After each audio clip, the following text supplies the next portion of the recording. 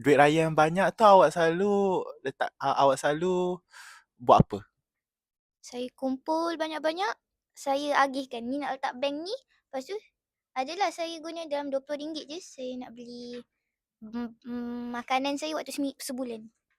Makan awak untuk sebulan RM20. Saya agihlah satu hari ni sini sini sini sini sini. Oh, bagus, bagus, bagus. Bila awak agihkan tu, mak awak yang suruh ke memang awak yang nak? Memang saya nak, lagi tu kalau saya tak buat nanti mak saya macam, baguslah nanti duit hilang macam mana.